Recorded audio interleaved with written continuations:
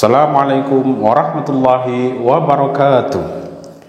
Bismillah, alhamdulillah, syukrulillah, wala hawla wala quwata illa billah, amma ba'd.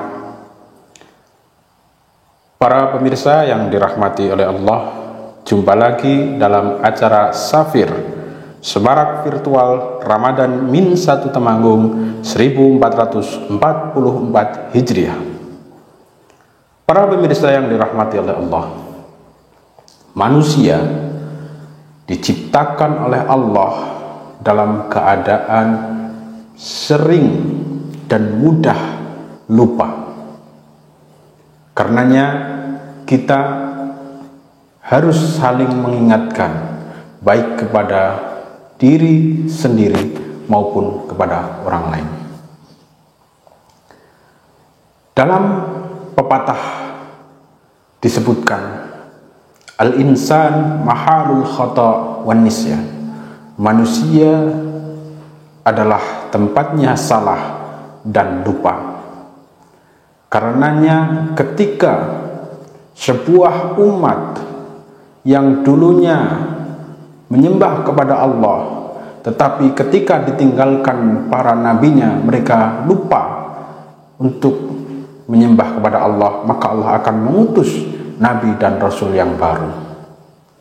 Para nabi dan para rasul yang diutus oleh Allah selalu dibekali dengan wahyu-wahyu atau kitab dari Allah Subhanahu wa Ta'ala, baik kitab yang berupa lembaran-lembaran atau yang biasa disebut dengan suhuf, maupun kitab yang berupa buku atau kitab suci sebagaimana yang diberikan kepada 4 nabi yang sangat kita kenal, yaitu kitab suci Taurat diturunkan kepada Nabi Musa, kitab suci Zabur diturunkan kepada Nabi Daud, dan kitab suci Injil diturunkan kepada Nabi Isa. Dan yang terakhir adalah kitab suci Al-Quran yang diturunkan kepada Nabi kita, Nabi Muhammad Sallallahu Alaihi Wasallam. Para pemirsa yang dirahmati oleh Allah, kitab-kitab suci yang diturunkan oleh Allah kepada para nabinya wajib kita imani, sebagaimana yang kita kenal dalam rukun iman. Salah satu yang harus kita imani adalah percaya kepada kitab-kitab Allah. Kitab-kitab yang diturunkan oleh Allah kepada para nabinya ternyata ada beberapa perbedaan. Kalau kitab-kitab sebelum Al-Quran diturunkan secara sekaligus, daf'atan wahidatan, sekali turun, tetapi berbeda dengan kitab suci yang kita miliki. Kitab suci Al-Quran diturunkan munajjaman, secara berangsur-angsur. Lantas bagaimana keterangan Al-Quran bahwa Al-Quran diturunkan pada bulan suci Ramadan? A'udzu billahi minasyaitonir rajim. Syahru Ramadan alladzi unzila fihi al-Qur'an hudan lin-nasi wa bayyinatin minal huda wal furqan. Ayat ini menjelaskan bahwa Al-Quran diturunkan pada bulan Ramadan.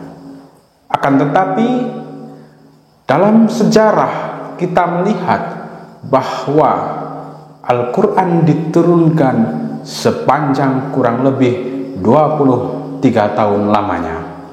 Lantas bagaimana ayat ini menjelaskan peristiwa turunnya Al-Quran?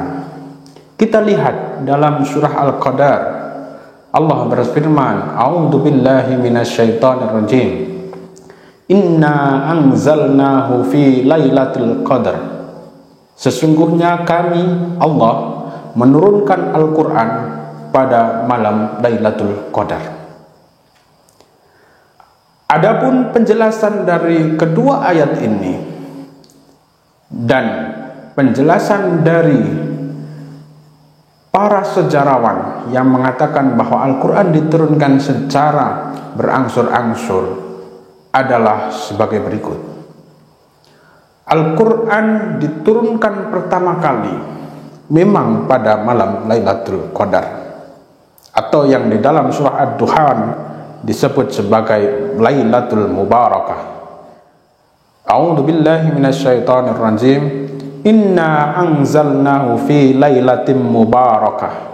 Sesungguhnya kami menurunkan Al-Quran pada malam yang penuh dengan keberkahan. Para ulama menjelaskan bahwa Al-Quran diturunkan secara utuh, secara keseluruhan pada bulan Ramadan. Lebih tepatnya pada malam Lailatul Qadar atau malam yang penuh dengan keberkahan. Meskipun tidak ada data yang valid mengenai tanggal berapa Al-Quran diturunkan, tetapi melihat dari ayat ini dapat kita simpulkan bahwa Al-Quran diturunkan pada bulan Ramadan, terutama pada malam Lailatul Qadar. Lantas kapan malam Lailatul Qadar itu? Rasulullah memberi isyarat bahwa malam Lailatul Qadar itu berada pada tanggal-tanggal 10 terakhir, terutama pada tanggal-tanggal yang ganjil. Ini menunjukkan bahwa Al-Quran sebagai kitab suci yang sama-sama kita sucikan diturunkan pada bulan suci yang sama-sama kita hormati, yaitu bulan suci Ramadan. Dan di dalam bulan suci Ramadan itu ada satu malam yang nilainya khairum min alfisar, yaitu lebih baik daripada 1000 bulan, yaitu malam Lailatul Qadar. Al-Quran diturunkan pada malam tersebut.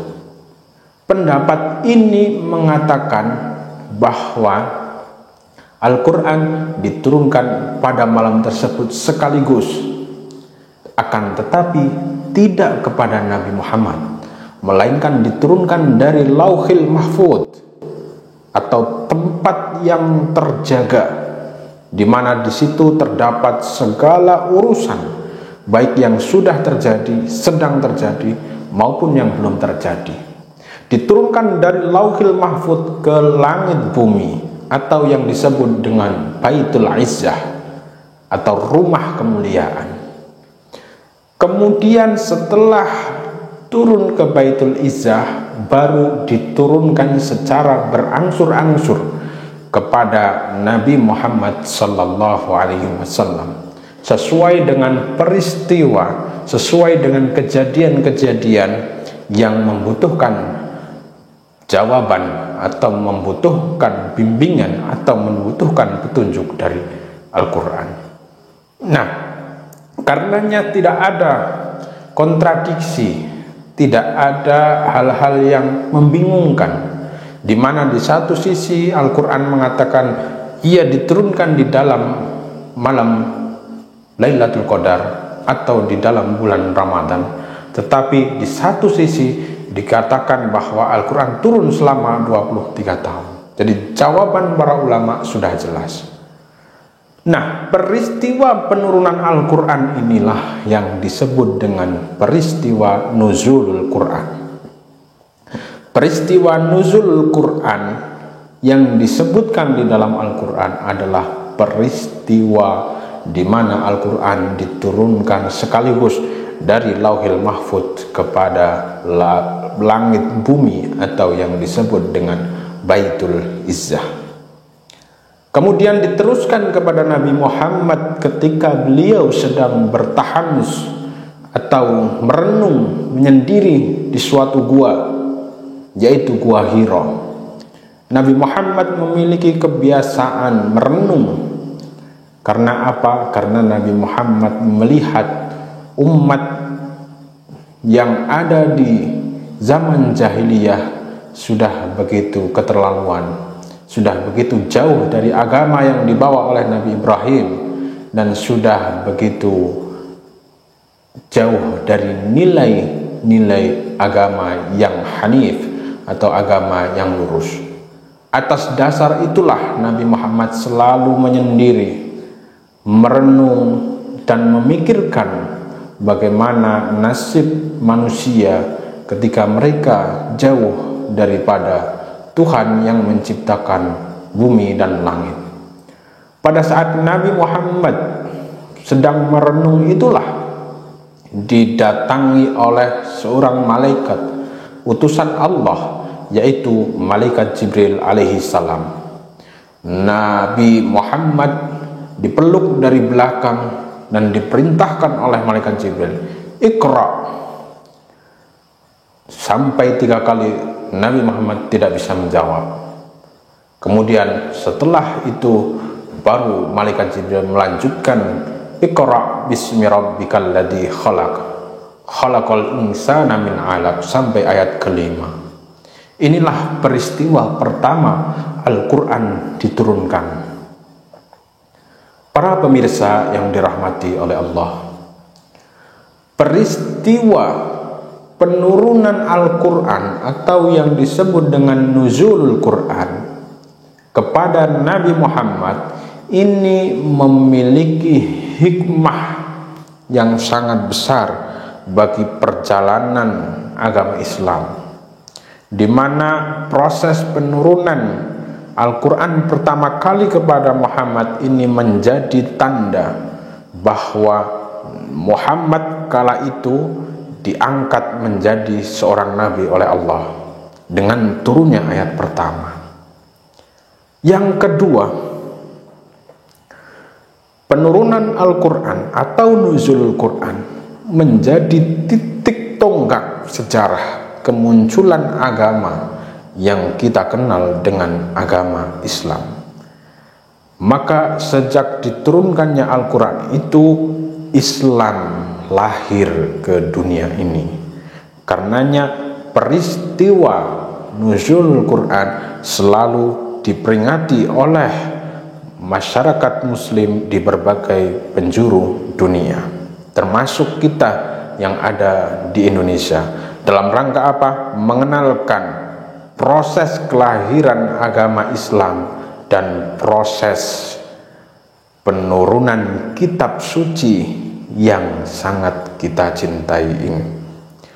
Adapun proses penurunan Al-Quran selanjutnya menyesuaikan dengan problematika permasalahan yang dihadapi oleh Nabi Muhammad, baik persoalan yang terjadi secara tiba-tiba maupun persoalan-persoalan yang merupakan pertanyaan dari masyarakat pada waktu itu.